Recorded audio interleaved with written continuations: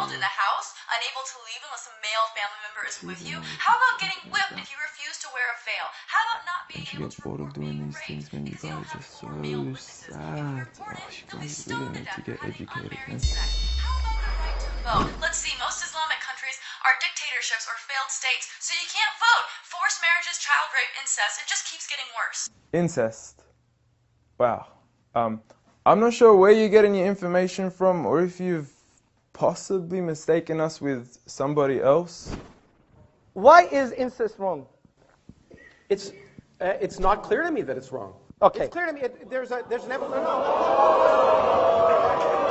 In all honesty, I'm not here to make a mockery out of you. I'm not here to criticize you. I'm not even here to question your intelligence. All I'm here to do is to give you advice.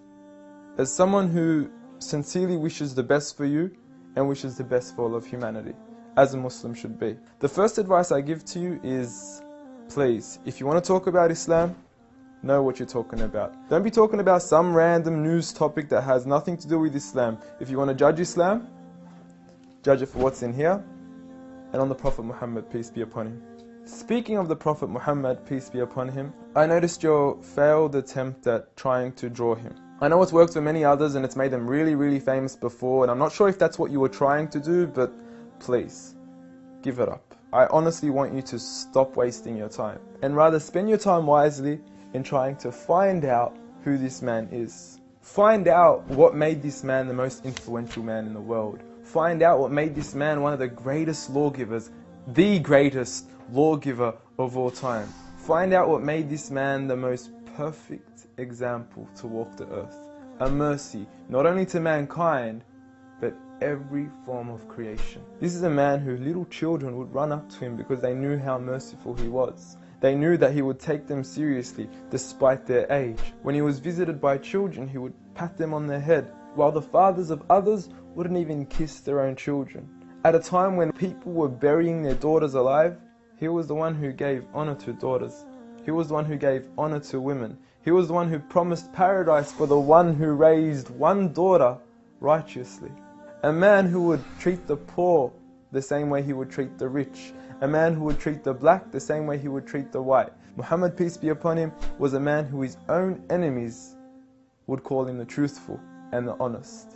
A man when his enemies would look at him in the eye, they would say, this is not the face of a liar. Even to this day, some of his worst enemies have become the most noble of his supporters after realizing that he was a man of truth. Find out why we love him. Find out why some of the companions were ready to die for him. I don't say this lightly, I mean they actually threw themselves at arrows whenever the enemies would try to assassinate Muhammad, peace be upon him. I ask you to read into the story of a companion by the name of Khubayb, may God be pleased with him, when he was crucified and tortured. And the one who was torturing him would say to him, O Khubayb, wouldn't you rather that Muhammad, peace be upon him, be in your shoes right here, and you be in the comfort of your own family in your own home?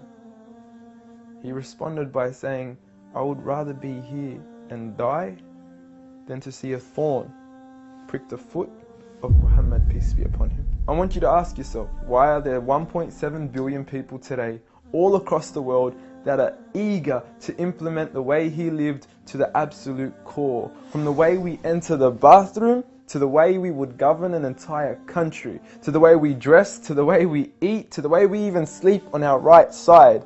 We follow him to the absolute core. So I suggest you stop wasting your time in attacking the man that you cannot faze at all. If God, the creator of the heavens and the earth and everything in between, the one and only, has honored him, who are we to even try to dishonor him? If you don't understand what I'm trying to say, let me give you a quick experiment. What I want you to do is to walk outside tonight. Look at the brightness of the moon and go ahead and spit at it. And see what your spit does to the moon. The same way that your spit doesn't affect the brightness of the moon. The same way that your spit doesn't even reach the moon. The same way that your spit doesn't even faze the moon, is exactly what you're doing when you even try to attempt to dishonor Muhammad, peace be upon him. And if anything, when you do try to spit at the moon, you're only harming yourself. So please, stop what you're doing, stop wasting your time, and try to find out who he really was for your own benefit. Seek my advice. We want the best for you. Peace.